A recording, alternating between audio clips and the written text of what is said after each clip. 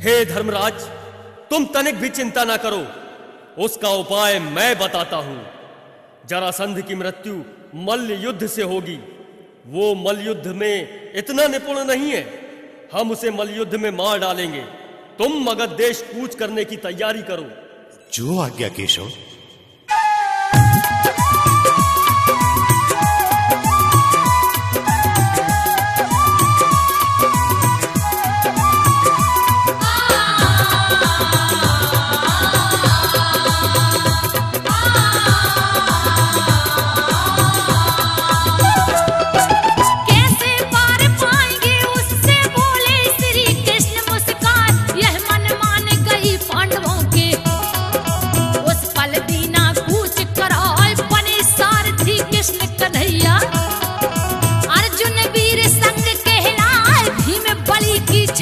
चोरी जिसके सन्मुख काल डराए, सरल स्वभाव युधिष्ठिर जी का, भोलापन जिनका कहलाए, गंगा जमुना सरजू जैसी नदियां लई है पार लगाए। कुछ ही क्षणों में जरासंध के पहुंचे श्याम नगर में आए, भीम अर्जुन ये संग कृष्ण के।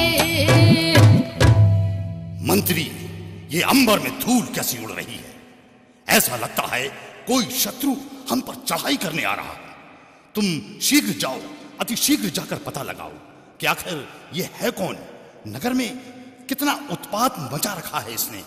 जी महाराज, अभी जाता हूं और मैं सूचना देता हूं। महाराज की जय हो। महाराज, श्री कृष्ण चंद्र और उनके साथ अतिथि आए हुए हैं। उन्हें आने दो।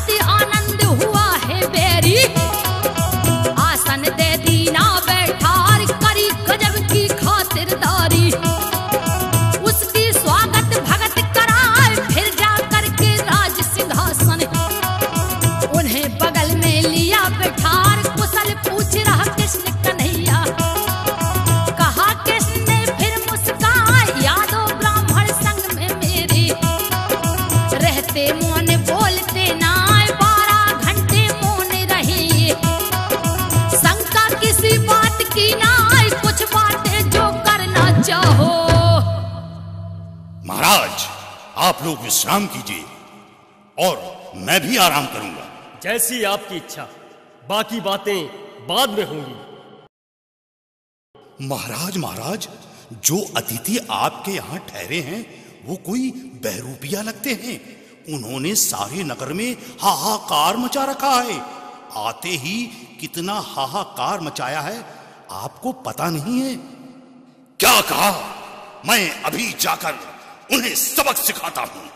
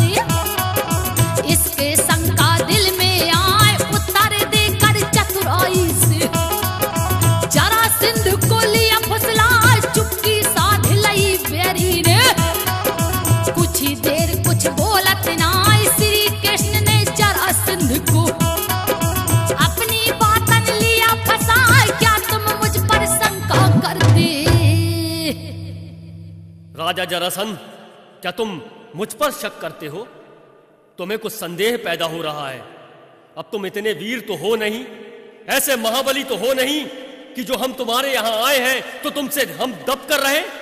हाँ हाँ, मुझे ये बात आते ही खटक गई थी कि तुम बिना कारण मगध देश में कैसे आगमन तुम्हारा हो गया और चारों ओर हाहाकार मचाया है।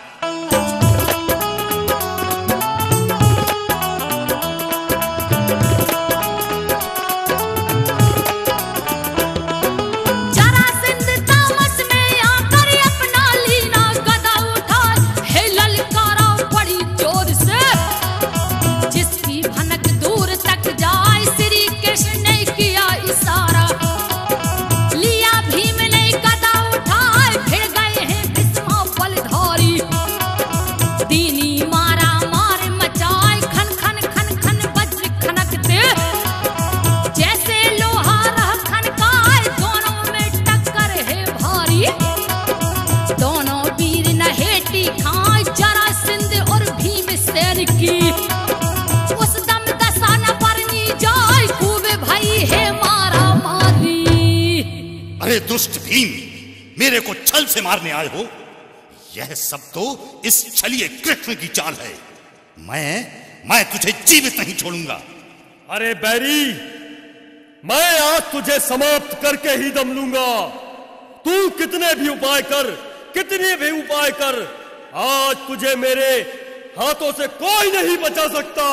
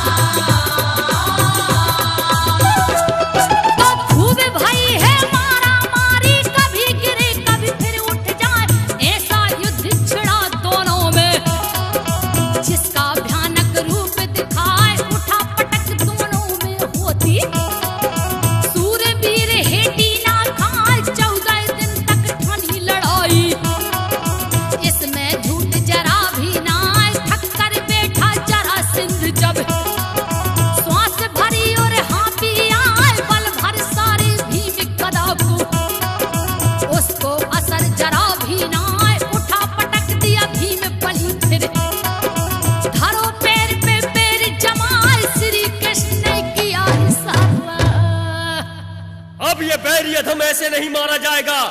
भैया भीम, इसकी टांगे पकड़ो। एक पैर पर पैर रखकर दूसरे पैर को बलपूर्वक खींचो और उठा के खींचो और जोर से खींचो, चीर दो इसे।